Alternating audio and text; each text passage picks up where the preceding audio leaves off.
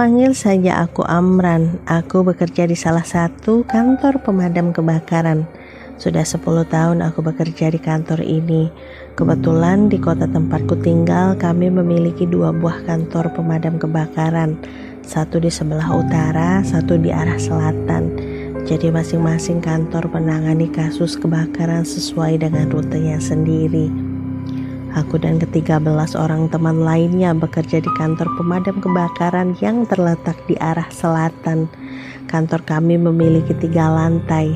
Aku tidak mengetahui sebelumnya kantor ini difungsikan sebagai tempat apa.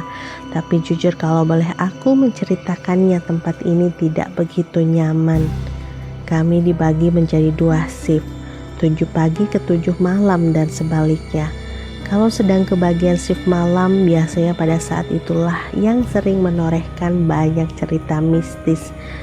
Tidak hanya aku saja, tetapi beberapa teman lainnya juga pernah merasakan.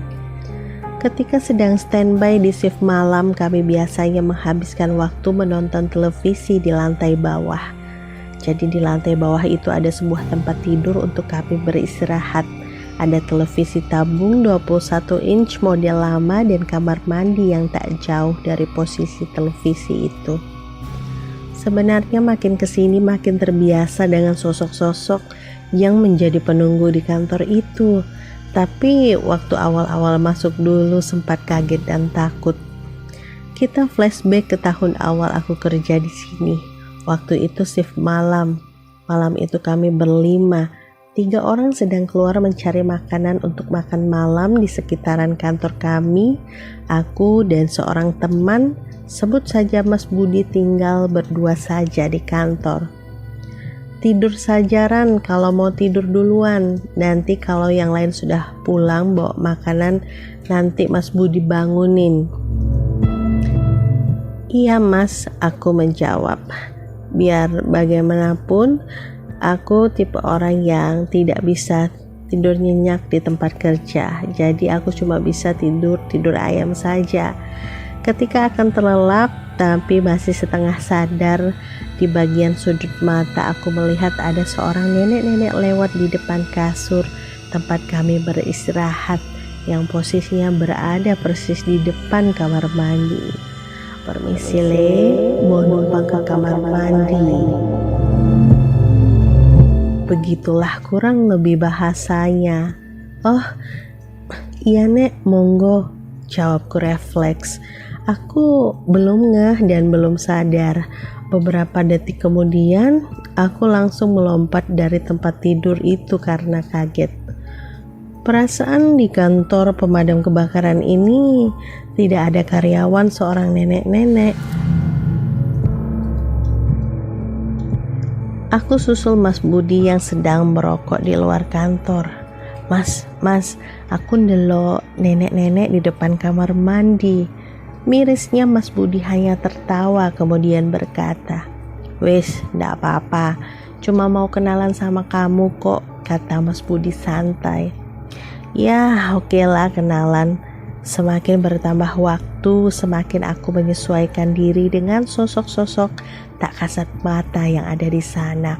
Walaupun terkadang masih suka kaget kalau tiba-tiba nenek itu lewat. Dan ternyata tidak hanya sosok itu saja, aku juga pernah melihat penampakan rambut hitam panjang yang sangat banyak. Di setiap kantor pemadam kebakaran ada sebuah tiang seluncuran besar berwarna silver yang terpasang dari lantai 3 sampai ke lantai bawah ini. Waktu itu lagi shift malam. Hujan gerimis. Jam 2 malam, aku ingin ke kamar mandi karena ingin buang air kecil. Masih dalam keadaan mata yang mengantuk, aku tidak menggubris. Rambut menjuntai terbalik dari tiang seluncuran itu. Selain sosok itu, ada juga penampakan kakek-kakek yang memakai baju tradisional berwarna hitam dan celana komprang. Kakek ini teritorialnya di lantai 2. Awal kedatangannya biasanya ditandai dengan bara-bara api kecil berwarna merah seperti bara api yang ada pada ujung rokok. Kemudian sosok penampakan yang ada di rooftop. Hawa ketika kami duduk-duduk di area rooftop itu ada perasaan tidak nyaman, gerah, terkadang pusing dan mual. Kalau cerita dari teman-teman yang bekerja di sini, mereka sering melihat sosok jumping candy yang ada di ujung gedung. Tapi sampai 10 tahun aku bekerja di sini, alhamdulillah aku belum pernah melihat sosok itu. Nah, sosok lainnya yang pernah aku lihat adalah sosok seorang noni Belanda. Aku melihatnya, kejadiannya itu ketika masih di minggu-minggu awal aku bekerja di sana. Aku ingat sekali malam itu adalah malam tahun baru Islam. Aku kebetulan kerja dapat shift malam. Cuaca malam itu gerimis yang lumayan lebat dan awet. Kebetulan kami tidak bisa cari makan di luar. Jam 2 malam itu ada Kang Bakpao lewat. Sebelumnya aku kasih tahu dulu, kantor pemadam kebakaran ini berada di pinggir jalan, tidak begitu jauh dari pasar. Jadi walaupun di jam yang sudah larut sekali masih kelihatan lumayan ramai orang yang berkegiatan atau berlalu lalang. Kembali lagi ke cerita tadi.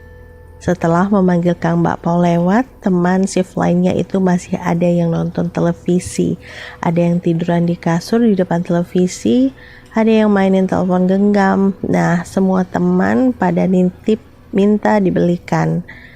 Di depan kantor kami ada sebuah rumah dengan arsitektur Belanda, dengan pekarangan yang lumayan luas, asri, banyak bunga dan tanaman lainnya. Rumahnya besar, memanjang ke samping. Catnya warna putih tapi sudah mulai kusam dan berdebu, dan rumah ini tentunya banyak memiliki kaca. Di depan rumah itu, aku melihat sosok perempuan cantik berkulit putih. Rambutnya tidak berwarna hitam. Jadi rambutnya terkena sinar lampu taman jadi sedikit berwarna pirang atau coklat. Rambutnya sepanjang bahu, mengenakan gaun panjang berwarna putih. Baju yang lumayan mekar bagian bawahnya. Dia juga memakai payung renda berwarna putih. Wanita ini tersenyum sebentar ketika aku melihat ke arahnya dan sempat melambaikan tangan. Aku membalasnya dengan sebuah senyuman paling manis yang aku miliki. Kapan lagi disenyumin sama cewek cantik? Kang Bakpao bertanya kepadaku, "Mas senyum sama siapa?" Dengan bangganya aku menjawab, "Senyum sama cewek yang ada di rumah Belanda itu, Kang." Kang Bakpao hanya nyengir kuda. Aku agak gimana melihat reaksinya. Awalnya aku belum ngeh kalau itu memang penunggu dalam tanda kutip rumah Belanda itu. Setelah membeli beberapa bakpao dan masuk ke ruangan kantor, aku membuat kopi. Dan tak lupa aku menceritakan kepada mereka kalau aku tadi melihat sosok wanita cantik di rumah Belanda yang ada di depan kantor kami. Lagi-lagi teman-teman menertawakanku. "Mana ada cewek cantik di sana?" ujar teman-teman satu shift malam itu. "Ada kok, aku baru ngeliat," kataku tidak mau kalah. "Tidak ada penghuninya di sana, tidak ada manusianya. Rumah itu sudah kosong puluhan tahun lalu. Kamu beruntung bisa melihat sosoknya dalam wujud yang cantik," kata Mas Budi memberi penjelasan kepadaku. Ada juga Mang Diman, tukang kebun yang juga bantu beresin dan bersihin rumah itu, matiin lampu kalau pagi, bersihin pekarangannya dan menghidupkan lampu kalau sudah menjelang sore hari. Terang teman kerjaku yang lain. Dari beberapa kisah yang aku dengar setelahnya dari rumah Belanda itu, bahwasanya jarang ada yang melihat noni Belanda dalam wujud keadaan cantik. Kebanyakan dari mereka sering ditampaki sosok yang menyeramkan, sosok seorang noni Belanda yang wajahnya penuh luka dan darah.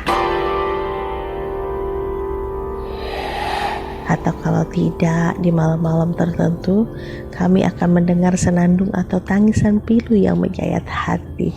Entah ada kisah apa di balik itu semua. Kalau menurut aku pribadi, dunia tak kasat mata itu ada. Tapi kita sebagai makhluk ciptaan Allah yang lebih sempurna tak seharusnya takut. Menjadi tak takut itu proses, kecuali yang memang dari brojol terlahir sebagai pemberani. Kurang lebih seperti itu kisah singkatku bekerja di kantor pemadam kebakaran ini. Sampai di tahun 2021 ini aku masih bekerja di sini dan masih sering melihat sosok-sosok yang aku ceritakan tadi. Terima kasih. Wassalamualaikum warahmatullahi wabarakatuh.